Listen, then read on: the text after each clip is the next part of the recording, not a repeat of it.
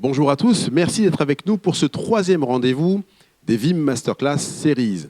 Lors des deux précédents rendez-vous, nous avons parlé de ransomware, nous avons parlé également d'Office 365 et de la nécessité de faire des sauvegardes, ou pas d'ailleurs, sur cette solution. Je vous rappelle que vous pourrez trouver ces deux épisodes en replay sur le site de Vim. Aujourd'hui, nous allons parler de conteneurisation, une technologie qui, bien sûr, a le vent en poupe. Nous parlerons de tout cela avec nos deux invités. Je vais commencer par celui qui est sur ma droite, Stéphane Berthaud. Stéphane, bonjour. Bonjour Thomas. Donc, Stéphane, directeur technique de Vim pour la France. Et puis Gatien Guéza, avant-vente IMEA sur le produit Casten, donc également de Vim, et dont nous parlerons d'ici quelques minutes. Alors avant qu'on rentre dans le détail, Stéphane, quelques mots sur la précédente émission. On a parlé pas mal de sauvegarde et de la nécessité ou pas d'ailleurs de le faire sur Office 365. Oui, tout à fait. Et cette discussion très intéressante sur quels sont les enjeux de la protection d'Office 365. On pense à la messagerie, mais pas que. Il y a toutes les données qu'on va héberger dans SharePoint, dans Teams, etc. OneDrive, par exemple. Et donc, voilà, quels sont les besoins, quels sont les risques à ne pas le faire, qu'est-ce qu'il faut mettre en place pour pouvoir sécuriser correctement en répondant à tous les scénarios possibles de perte de données. Donc, à revoir. À revoir en entier, hein, parce que là, vous avez donné uniquement un aperçu. À revoir en entier sur le site. Donc, je le disais tout à l'heure, on va parler de conteneurisation aujourd'hui. Alors, Gatien, je me tourne vers vous. Alors, est-ce que vous pouvez définir, peut-être donner une définition d'abord de la conteneurisation ? Bien sûr, la conteneurisation serait vraiment la mise en service rapide, focalisée sur l'application. C'est lié vraiment à presque des aspects de virtualisation. Mais oui, parce que c'est très lié finalement, ce sont des technologies très liées. Oui, ce sont des technologies très liées. On peut vraiment faire ce parallèle avec la virtualisation côté machine et serveur qui nous permettait de faire une abstraction avec la partie hardware. Effectivement, avec la partie Kubernetes et la conteneurisation, eh bien, on va faire une abstraction, mais ce coup-ci avec le système d'exploitation. D'accord. Il y a cette question de time to market aussi. Hein. La conteneurisation, permet d'optimiser le time to market. Absolument, c'est un des critères, c'est un des avantages effectivement de la conteneurisation et c'est cet aspect un petit peu cycle de développement infini qu'on va avoir du fait que les équipes de développement soient pleinement impliquées dans la mise en service, le suivi, l'évolution de toutes ces applications. Est-ce qu'il y a des avantages particuliers comme la simplicité ? On parle beaucoup de simplicité avec les conteneurs. Est-ce que c'est quelque chose notamment qui est à mettre en avant avec ce type de technologie ? C'est définitivement quelque chose qui est à mettre en avant. Effectivement, on vient finalement se focaliser sur les besoins de l'application et sur les besoins des utilisateurs. Via ces applications, on s'occupe plus, ou on s'occupe en tout cas beaucoup moins de tout cet écosystème qui est tout autour de cette machine virtuelle, de ce système d'exploitation qu'il faut maintenir et toute cette chaîne qui en découle et sur laquelle cette machine virtuelle dépend finalement. Pourquoi cette conteneurisation, Stéphane, elle est aussi populaire aujourd'hui? On donnera quelques éléments, on dira peut-être un mot de Docker, on parlera surtout de Kubernetes. Pourquoi est-ce qu'aujourd'hui c'est aussi populaire la conteneurisation ? Alors, c'est effectivement, on entre dans une phase où ça se standardise, c'est devenu très populaire. Il y a une petite musique quand même depuis 2 ou 3 ans, et on nous posait la question aussi, il y a déjà 2 ou 3 ans, quelle est votre position vis-à-vis des containers ? Est-ce que vous allez les sauvegarder ? Est-ce qu'il faut les sauvegarder ou pas ? Mais c'est des questions plutôt, on va dire, théorique à l'époque, et puis depuis 1 an, c'est vraiment un sujet dans les entreprises, donc un vrai besoin. Ça répond, je pense, dans les entreprises à un besoin de rapprocher de plus en plus les métiers des services qui leur sont fournis, et donc de fournir aux développeurs, au final, parce que la containerisation Kubernetes a été conçue pour que les développeurs puissent être le moins dépendants possible des infrastructures, d'où cette popularité, évidemment, avec la digitalisation à marche forcée dans les entreprises. Comment est-ce qu'on fait coïncider le besoin des entreprises pour des environnements stables, pérennes, avec la conteneurisation qui, j'ai envie de dire, presque par définition, est un environnement qui peut être temporaire et pour le coup, qui n'est pas forcément synonyme de stabilité. Gatien et puis Stéphane. C'est un grand sujet, effectivement. Oui, il y a une cohabitation aujourd'hui, et on parle souvent de stateless, stateful, d'applications qui n'ont pas d'état persistant par rapport à d'autres qui vont stocker de la donnée et avoir cet état effectivement persistant. Faire cohabiter aujourd'hui, c'est finalement le sens logique. On n'est pas aujourd'hui dans un combat de machines virtuelles contre containers ou autre. On est vraiment finalement dans un vrai complément, il y a des applications qui vont être faites et compatibles pleinement dans leur manière de fonctionner avec Kubernetes et la containerisation, quand d'autres vont nécessiter un écosystème plus large sur plusieurs VM et plusieurs serveurs. Finalement, un petit peu la manière traditionnelle qu'on connaissait jusque-là, Stéphane. Oui, tout à fait. Et il y a eu ce débat aux origines de la containerisation. Et effectivement, ces notions de stateful, stateless, c'est-à-dire que au départ, les conteneurs ne sont pas conçus pour contenir de la donnée, pour être des environnements qui s'exécutent de façon absolument temporaire, qu'on puisse instancier et supprimer à la volée. Et donc, les données étaient censées être externes et simplement appelées par ces containers. La réalité, on se rend compte que, quelles que soient les bonnes pratiques initiales, on se rend compte que malgré tout, on retrouve beaucoup de données dans les containers, souvent parce que ce sont des applications plus anciennes, qui ont été transformées, portées au format container et Kubernetes, et donc qui ont gardé ce mode de fonctionnement. Donc, il y a dans ces containers des données à protéger. C'est presque une évolution logique de l'adoption de la technologie, finalement. Les entreprises ont tendance à venir et effectivement y positionner et y placer de la donnée. Est-ce qu'il y a également une question, Gatien, de confiance? Est-ce que les entreprises, finalement, elles conservent une certaine confiance dans ces données, dans ces applications, même lorsqu'on les place dans des conteneurs? Oui, parce qu'au final, cette application reste l'application métier, l'application utilisée. Et je dirais que ce problème de confiance, s'il y en a vraiment un, va plus être lié à la localisation de la donnée. Est-ce que je vais mettre ma donnée persistante dans mon application ou est-ce que je vais la maintenir à l'extérieur, dans des services managés ou au travers de mes VM traditionnels ou de mon infrastructure traditionnelle? Et ça, c'est effectivement ce qu'on voit encore relativement souvent au sein des entreprises. Est-ce que finalement, Stéphane, le conteneur, et c'est une question, je pense que beaucoup de gens se posent, est-ce qu'il doit être considéré comme une partie du SI ou plutôt comme un élément qu'on ajoute, dont on peut se séparer quand on le souhaite finalement?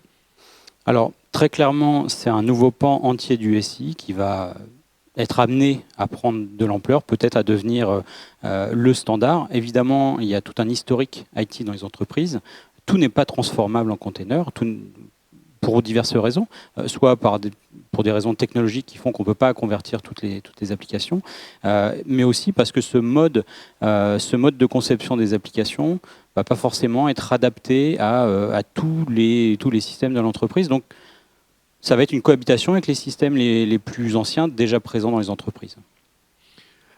Il y a la question de la gouvernance en fait, qui se pose et qu'on trouve dans les données, qu'on trouve dans les API, qu'on trouve en matière de sauvegarde. Est-ce que la question de la gouvernance ne doit pas être l'une des premières questions qu'on doit se poser lorsqu'on parle de containerisation? Stéphane, puis Gatien.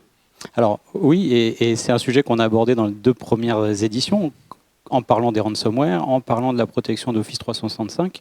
Effectivement, souvent les sujets sont traités de façon complètement séparée, en silo, entre les équipes sécurité qui sont plutôt focalisées sur la restriction des accès, toutes les parties réseau, et puis les équipes infrastructures qui vont gérer, elles, les infrastructures, qui vont héberger les données, etc. et qui, eux, n'ont pas forcément dans leur mission cette nécessité de travailler à cette sécurisation. Donc la gouvernance, c'est effectivement faire travailler ces équipes ensemble pour que les standards de protection de données, les standards de conservation des données, tout ce qu'on va appeler l'immuabilité, je pense que Gatien va en parler aussi, c'est-à-dire l'impossibilité pour un hacker ou quelqu'un en interne qui souhaite commettre un acte de malveillance interne ne puisse pas altérer au moins une copie des données qui va servir de copie de secours. Donc la question de la gouvernance, elle s'applique à tous les environnements dans le système d'information de l'entreprise et elle s'applique bien évidemment aux environnements Kubernetes de la même façon.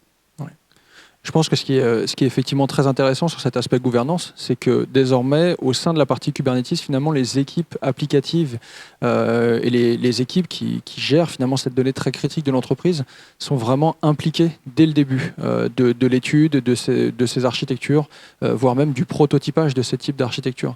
Et c'est vraiment l'aspect et le point clé. C'est peut-être des choses qu'on ne voyait pas effectivement dans l'aspect infrastructure traditionnelle VM, où finalement c'était vraiment un sujet, équipe IT, équipe infrastructure, qui était amené à maintenir tout ça. Finalement, est-ce qu'il y a aujourd'hui, toujours bien sûr à travers la containerisation, est-ce qu'il y a une prise de conscience des entreprises que Gatien, vous, quand vous parlez avec les clients, vous notez une prise de conscience des entreprises sur cette question autour de la donnée et de la donnée dans la containerisation finalement? Oui, définitivement. Et on le voit, on voit surtout au niveau du management de données. Hein. C'est ce qu'on va opérer aujourd'hui principalement en termes de fonctionnalité. Eh bien, il est vrai que contrairement à ce qu'on pouvait voir dans l'infrastructure un peu plus traditionnelle, où parfois le backup était considéré un petit peu comme ce parent pauvre de l'IT, ce côté assurance vie, il est vrai que dans l'aspect Kubernetes, dans l'aspect containerisation, la protection de ces données est vraiment un élément majeur. C'est pris en compte dès le début, dès la mise en place de ces infrastructures. Je parlais et on parlait ensemble de Kubernetes au tout début de cette émission. Ouais. Qu'est-ce qu'on peut en attendre? Pourquoi est-ce qu'aujourd'hui cette plateforme, elle est si importante, notamment en matière d'agilité pour les entreprises? Gatien. Non, le premier mot, et vous l'avez dit, hein, c'est l'agilité, c'est la flexibilité que permet Kubernetes et la containerisation en général. Il ne faut pas oublier que Kubernetes n'est qu'un orchestrateur au sein de tout ça. On s'appuie de toute façon, quoi qu'il arrive, sur cette technologie de containerisation, cette flexibilité, cette agilité de pouvoir déplacer nos infrastructures entre data centers, entre environnements totalement différents, et bien entendu, pouvoir à nouveau se focaliser sur la donnée applicative, sur notre application et sur son cycle de vie qui va devenir finalement beaucoup plus rapide. On va pouvoir la faire évoluer de manière totalement indépendante, composant par composant, à notre rythme, et du coup, avoir toujours ce côté flexibilité, et donc du coup, ce qui va en découler assez naturellement, un aspect sécurité un peu plus fort, un peu plus marqué. Kubernetes, c'est plutôt pour les nouvelles applications. On n'est pas forcément pour quelque chose qui tourne autour de l'existant. Ah oui, absolument. On est aujourd'hui sur la plupart des entreprises, et je pense que Stéphane le voit aussi sur les différents grands comptes avec lesquels il dialogue souvent, on est sur une retransformation des applications existantes, mais très, très souvent, effectivement, on est plutôt face à des clients qui démarrent toutes leurs nouvelles applications sur des aspects containerisation et Kubernetes, et qui ont pour projet de faire moderniser les applications existantes. Ouais. Cette relation entre Kubernetes et l'existant, Stéphane, est-ce qu'aujourd'hui, finalement, c'est la même chose quand on parle de transformation, finalement, je parlais d'API ou d'autres sujets, est-ce que finalement Kubernetes est plutôt destiné à la nouveauté et en ce sens, l'existant constitue-t-il peut-être un handicap? Je pense qu'on peut dire que ça va être effectivement par défaut le standard, de facto, pour toute nouvelle application. On ne peut pas imaginer qu'une nouvelle application soit conçue dans un mode différent. Ça devient le nouveau standard. Donc Kubernetes va être un standard de facto. Après, la question se pose pour les applications existantes, dont certaines peuvent être transformées assez facilement, et donc aucune raison de ne pas le faire, puisque la majorité des ressources de l'entreprise va être de plus en plus familier avec ces technologies, ça devient un standard, donc aucune raison de ne pas le faire. Mais certaines applications, comme on le disait tout à l'heure, ne seront pas forcément adaptées, il faudra les maintenir. Alors, on voit parfois ce qu'on appelle le lift and shift, c'est-à-dire le portage d'une application conçue en mode traditionnel, telle qu'elle, en fait, sans revoir vraiment son architecture, en mode container. C'est pas forcément quelque chose qui est extrêmement efficient. Donc, on le voit, mais c'est pas une tendance de fond. Ça rappelle un petit peu ce qu'on voyait avec les VM, hein, cette logique il y a quelques années, l'approche du cloud. Est-ce que j'ai tout intérêt à reprendre ma VM et à la remettre telle qu'elle et faire du lift and shift dans mon cloud? Est-ce que ça a de la valeur ou pas? Ou est-ce que je dois la redévelopper et l'adapter finalement complètement? Et on est au même niveau de sujet, à la même interaction, mais au niveau applicatif aujourd'hui finalement. Il est toujours très difficile de parler de technologie et sans parler aujourd'hui de sécurité et de cybersécurité.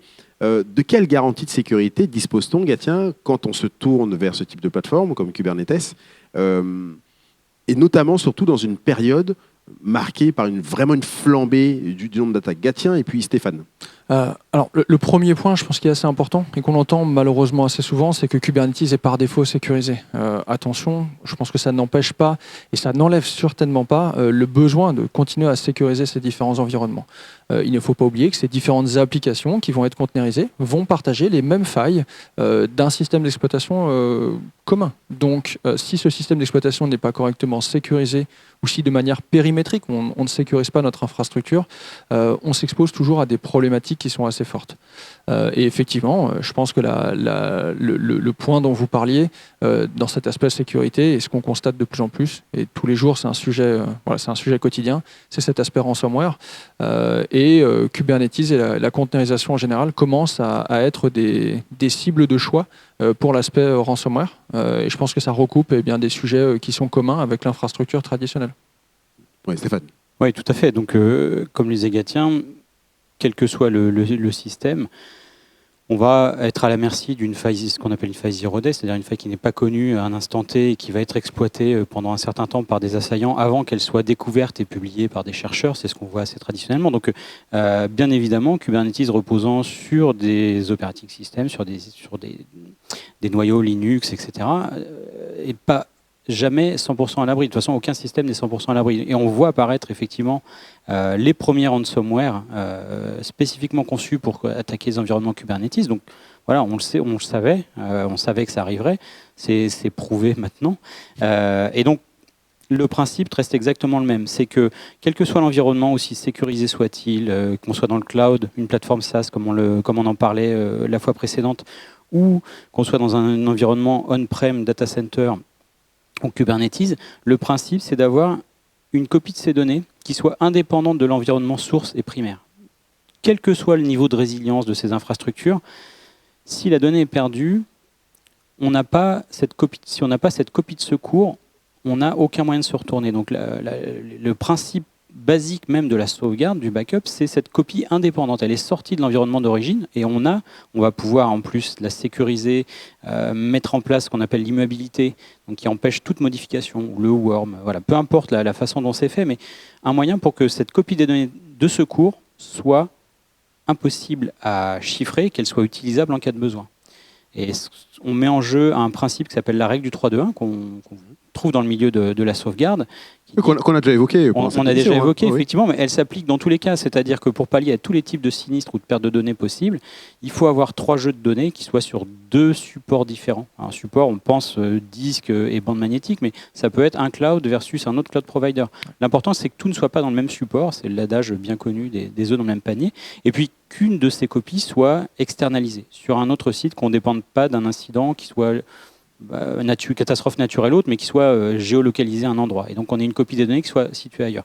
Cette règle du 3-2-1, si on l'applique, d'abord, il faut l'appliquer à tous les types de données, y compris Kubernetes, mais si on l'applique, on a cette garantie de pouvoir avoir cette copie de secours à tout moment quand on en a besoin. Je reviens un tout petit peu plus tôt sur ce que vous disiez à l'instant, et finalement, c'est des bonnes pratiques, c'est de la logique. Il faut aussi se rappeler que même si on fait du Kubernetes, il faut toujours penser à avoir une infrastructure qui est secure by design. Et ça, c'est une réflexion qu'on doit avoir dès le départ. Alors oui, et c'est quand même une démarche qui est quand même de plus en plus implantée dans les entreprises sous la pression des directions et des équipes sécurité, évidemment. Donc c'est effectivement les mêmes principes.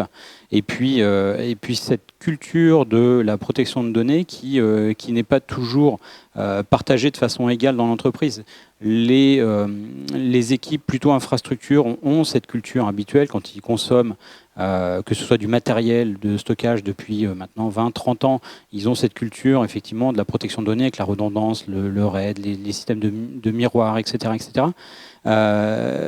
La particularité de Kubernetes, c'est que c'est un peu la prise de pouvoir des développeurs, comme on le disait tout à l'heure, qui n'ont pas forcément cette culture justement, et qui rattrapent le train après. On parle souvent de day 2 management. C'est vrai qu'on conçoit l'application et puis le jour d'après, on va commencer à se poser la question comment est-ce que je la sécurise, comment est-ce que j'en fais un disaster recovery. Et là, très souvent, ces équipes vont faire appel à celles dont c'est le pain quotidien, si je peux dire. Et donc, on voit maintenant ce sujet revenir en force dans ces équipes. Mais au départ, c'est une question culturelle aussi qui n'est pas partagée de façon égale entre toutes ces équipes. Il y a d'autres questions qu'on peut se poser, Gatien, savoir si notamment la sécurité est quelque chose de natif ou pas, ou si par exemple, autre question, si son site web est exposé, ça peut créer des failles notamment. Comment est-ce qu'on peut réfléchir autour de ces deux questions-là ? Effectivement, on en parlait juste avant, cet aspect sécurité, il est primordial, mais un site web ou une infrastructure exposée via Kubernetes a finalement quelque part la même surface d'attaque qu'un site web qui va être dans un cloud ou qui était auparavant sur une infrastructure traditionnelle. On n'est pas moins vulnérable. On n'est pas moins vulnérable, pas du tout. On a les mêmes failles d'exposition, entre guillemets. À partir du moment où mon site est exposé sur Internet, il y a des ports, il y a des accès qui peuvent se faire, et c'est très souvent souvent finalement les choses les plus basiques, un mot de passe qui n'est pas assez sécurisé ou une faille qui n'a pas été comblée. Stéphane parlait des failles 0-day, il y en a tous les jours, pas qu'au niveau des systèmes d'exploitation, bien évidemment, il y en a dans les différents sites qui existent et il est très commun effectivement de voir des attaques se faire d'abord sur des bases de données. Par exemple, qui sont très souvent exposés au même titre que des buckets ou des environnements de stockage traditionnels. Donc oui, effectivement, ces failles, elles existent, elles sont là et elles n'enlèvent certainement pas et surtout pas ce besoin de protection des environnements d'un point de vue périmétrique. Oui. Et puis, on n'a pas parlé non plus du facteur humain, c'est que quelle que soit la technologie, quelle que soit la sécurisation qu'on met en place, parler de ces bases de données, elles ont effectivement des failles connues, ça c'est une chose, mais le fait qu'elles soient accessibles, exposées sur Internet à quiconque, ça repose au départ sur une erreur humaine, sur une mauvaise gestion, une mauvaise gouvernance de la sécurité et de la protection des données. Donc, de toute façon, tant qu'il y aura des humains derrière des claviers, il y aura des portes d'entrée, il y aura des risques à pallier. Donc, on peut essayer de verrouiller, de construire une muraille autour de ces environnements, qu'ils soient en cloud ou qu'ils soient on-prem, mais il faut penser aussi au fait que cette muraille elle puisse être franchie un jour ou l'autre. Et là, c'est là où on rentre dans l'aspect sauvegarde. J'aimerais qu'on termine cette émission par justement l'aspect sauvegarde, et c'est une belle transition offerte par Stéphane, pour parler de la solution Casten. Comment est-ce que Casten peut accompagner les entreprises, justement, comment est-ce que les entreprises peuvent s'en servir pour sécuriser leurs data, leurs applications dans des environnements conteneurisés? Gatien, puis Stéphane. Je pense que d'abord, ça suit un petit peu finalement ce cheminement logique de cette discussion qu'on a depuis tout à l'heure. C'est de pouvoir intégrer cette logique de sauvegarde dès le début, dès la mise en production de ces infrastructures. Casten, au travers des différents process, que ce soit le fait que ce soit une solution 100% API, on en parlait, vous l'évoquiez tout à l'heure, est un point très important, parce que Casten va pouvoir être intégré dès les premières étapes des environnements Kubernetes, que ce soit au travers du déploiement de l'application ou même son cycle de vie. Bien entendu, assurer des phases de backup et de restauration, c'est le plus important. Et bien entendu, après, pouvoir aider aussi à faciliter cette mobilité applicative. On en parle souvent côté Kubernetes, ce côté hybridation de tous ces systèmes. Et bien entendu, finir par un aspect très important qui est le disaster recovery. Le tout en assurant du chiffrement et tous ces différents points de sécurité. On parlait de l'aspect ransomware, être compatible avec des environnements extérieurs, du versionning, de l'object locking dans ces environnements S3 et faire du coup également de cette solution une solution qui est ransomware proof, entre guillemets. C'est ça. Stéphane. Oui, mais comme l'expliquait très bien Gatien, c'est ce que permet Casten vis-à-vis des environnements Kubernetes, quand on regarde bien, c'est très proche et c'est la raison aussi de l'acquisition de Casten par Vim et de ce mariage, si on peut dire, c'est que les philosophies étaient vraiment partagées, c'est-à-dire à la fois de la puissance, de la simplicité, l'utilisation native des outils de l'environnement sur lequel on repose, en l'occurrence Kubernetes, et puis effectivement cette flexibilité, cette mobilité, la capacité à passer d'un environnement à un autre, et donc en étant complètement agnostique de l'infrastructure matérielle sous-jacente, et ça c'est exactement ce qu'on retrouve dans la philosophie Vim. Et là on parlait de mariage entre les deux sociétés, et maintenant on arrive aussi au mariage des solutions, c'est-à-dire que Casten peut aussi bien être déployé de façon complètement indépendante, mais on va pouvoir l'intégrer dans le courant de l'année aussi à son infrastructure Vim existante si on le souhaite, pour mettre le pilotage de ces protections de données sous le contrôle d'une seule et même équipe. Donc vraiment à la carte, des clients qui veulent piloter, protéger leur environnement Casten par les mêmes DevOps, par exemple, vont pouvoir le faire. Ceux qui veulent confier ça à une équipe qui protège l'ensemble des infrastructures vont pouvoir le faire également. Donc le meilleur des deux mondes. Une intégration du DevOps dans l'infrastructure traditionnelle. Messieurs, voilà une conclusion impeccable. On arrive à la fin de cette émission. Merci beaucoup d'avoir été avec moi aujourd'hui. Merci beaucoup à vous de nous avoir suivis et je vous donne rendez-vous pour notre prochaine émission des Vim Masterclass Series. À bientôt.